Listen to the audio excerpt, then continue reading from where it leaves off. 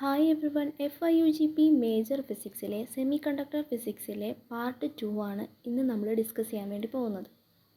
ഈ ഒരു പാർട്ടിൽ നമ്മൾ ആദ്യം തന്നെ പറയുന്നത് കോമൺലി യൂസ്ഡ് സെമി കണ്ടക്ടേഴ്സിനെ കുറിച്ചാണ്. കോമൺലി യൂസ്ഡ് സെമി കണ്ടക്ടേഴ്സ് എന്ന് പറയുമ്പോൾ അത് ജെർമേനിയം ആൻഡ് സിലിക്കൺ ആണ്. അതിന് കാരണം എന്താണ്?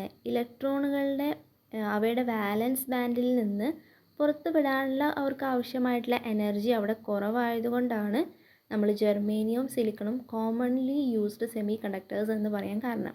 ഇനി ജെർമേനിയത്തിൻ്റെ കേസിലായാലും സിലിക്കണിൻ്റെ കേസിലായാലും അവരുടെ കോവാലൻറ്റ് ബോണ്ട് ബ്രേക്ക് ചെയ്യാൻ ആവശ്യമായിട്ടുള്ള എനർജി ലെവലാണ് ഈ പറഞ്ഞിരിക്കുന്ന 0.7 ഇലക്ട്രോൺ വോൾട്ടും 1.1 ഇലക്ട്രോൺ വോൾട്ടും. ഇനി ജെർമേനിയത്തിന് സെപ്പറേറ്റ് ആയിട്ട് പറയുകയാണെങ്കിൽ ആറ്റോമിക് നമ്പർ 32 ആണ്. അതുകൊണ്ട് തന്നെ നമുക്കറിയാം 32 നമ്പർ ഓഫ് ഇലക്ട്രോൺസും പ്രോട്ടോൺസും അവിടെയുണ്ട്. ദെൻ ഇലക്ട്രോണിക് കോൺഫിഗറേഷൻ എന്തായിരിക്കും? 2 8 18 4 ആണ്.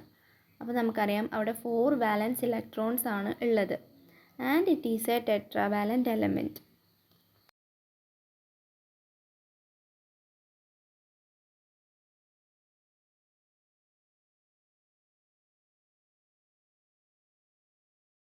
പിന്നെ എന്താ പറയുന്നത്? ഇവിടെ ജെർമേനിയം ആറ്റംസ് കോവാലൻറ്റ് ബോണ്ടുകൾ കൊണ്ട് ബന്ധിപ്പിച്ചിരിക്കുകയാണ്, ഹെൽഡ് ടുഗെദർ.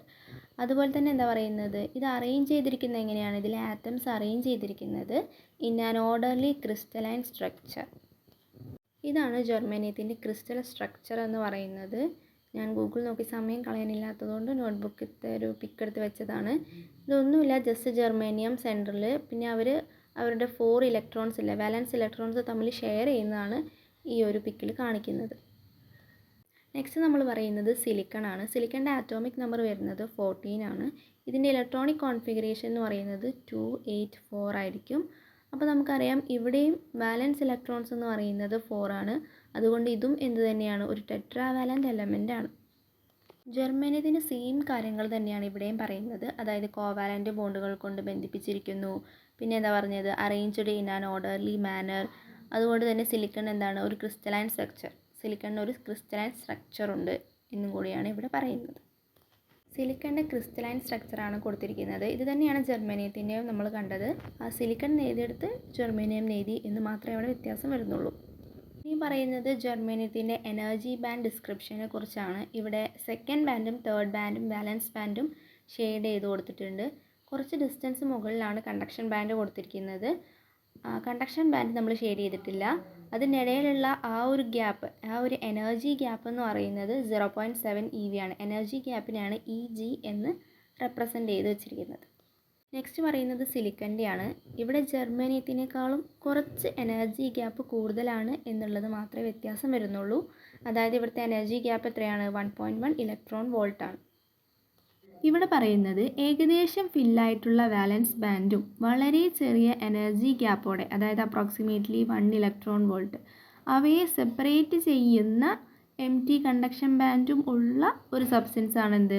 സെമി കണ്ടക്ടർ എന്ന് വിളിക്കുന്നത്, നമ്മളല്ലെങ്കിൽ സെമി കണ്ടക്ടർ എന്ന് പറയുന്നത്. ഓക്കെ, ഇവിടെ എനർജി ഗ്യാപ്പ് വളരെ കുറവാണ്. അതായത് 0.7 ഇലക്ട്രോൺ വോൾട്ട്, 1.1 ഇലക്ട്രോൺ വോൾട്ട് അല്ലേ?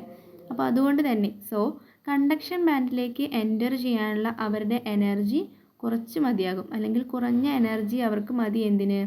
കണ്ടക്ഷൻ ബാൻഡിലേക്ക് എൻ്റർ ചെയ്യാൻ എന്നാണ് ഇവിടെ പറയുന്നത്. ഇനി ഈവൻ അറ്റ് റൂം ടെമ്പറേച്ചർ ചില വാലൻസ് ഇലക്ട്രോണുകൾക്ക് അവർക്ക് ആവശ്യമായ എനർജി ലഭിക്കുകയും പിന്നെ കണ്ടക്ഷൻ ബാൻഡിലേക്ക് എൻ്റർ ചെയ്യുകയും ചെയ്യുന്നു. എന്തിനാണ്? To become free electron. ഇതുവഴി ഇലക്ട്രോണുകൾ ഫ്രീ ആവാം. എന്നാലും ഇൻ ദിസ് ടെമ്പറേച്ചർ ഫ്രീ ഇലക്ട്രോണിൻ്റെ എണ്ണം എന്തായിരിക്കും? വളരെ കുറവായിരിക്കും. അതുകൊണ്ട് തന്നെ നമുക്ക് എന്ത് പറയാം? ജെർമേനിയം സിലിക്കണും റൂം ടെമ്പറേച്ചറിൽ ഒരു ഗുഡ് കണ്ടക്ടറും അല്ല, ഗുഡ് ഇൻസുലേറ്ററും അല്ല എന്ന് നമുക്ക് പറയാൻ പറ്റും. For this reason such substances are called semi conductors.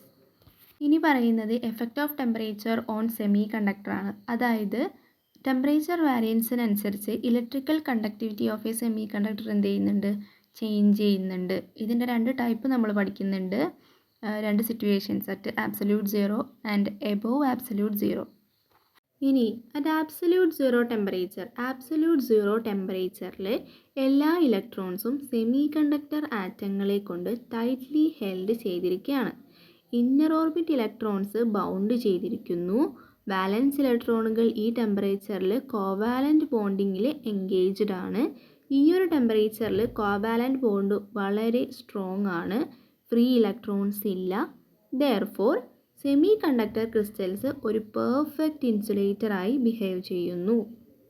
ഒരു ഇലക്ട്രിക്കൽ സർക്യൂട്ട് കൊടുത്തിട്ടുണ്ട്. ജസ്റ്റ് 2 ബാറ്ററിയും പിന്നെ ജെർമേനിയം വെച്ചിട്ട്. എനർജി ബാൻഡ് ഡിസ്ക്രിപ്ഷൻ നോക്കുകയാണെങ്കിൽ സെക്കൻഡ് ബാൻഡും തേർഡ് ബാൻഡും വാലൻസ് ബാൻഡും ഷെയ്ഡ് ചെയ്താണ് ഇട്ടിരിക്കുന്നത്. കോവാലൻ്റ് ബോണ്ട് അവിടെ എംപ്റ്റി ആണ്.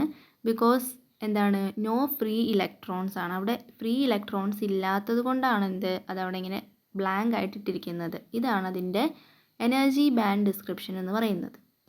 ഈ ഒരു എനർജി ബാൻഡ് ഡിസ്ക്രിപ്ഷനെ നമ്മളൊന്ന് എക്സ്പ്ലെയിൻ ചെയ്യുകയാണെങ്കിൽ എങ്ങനെയാണ് പറയുക? വാലൻസ് ബാൻഡും കണ്ടക്ഷൻ ബാൻഡും തമ്മിൽ വലിയ എനർജി ഗ്യാപ്പാണ് ഉള്ളത്. അതുകൊണ്ട് തന്നെ വാലൻസ് ഇലക്ട്രോണുകൾക്ക് കണ്ടക്ഷൻ ബാൻഡിൽ എത്താൻ ബുദ്ധിമുട്ടാണ്. കാരണം അവിടെ വലിയൊരു എനർജി ഗ്യാപ്പ് ഉള്ളതുകൊണ്ട്. അതുകൊണ്ട് തന്നെ ഫ്രീ ഇലക്ട്രോൺസിൻ്റെ അവൈലബിലിറ്റി കുറവാണ് എവിടെ? കണ്ടക്ഷൻ ബാൻഡിൽ. അതുകൊണ്ടാണ് സെമി കണ്ടക്ടർ ഇൻസുലേറ്ററായിട്ട് ബിഹേവ് ചെയ്യുന്നത്. അപ്പോൾ ഇന്നത്തെ വീഡിയോ ഇത്രയേ ഉള്ളൂ. Hope you all understood. Thank U.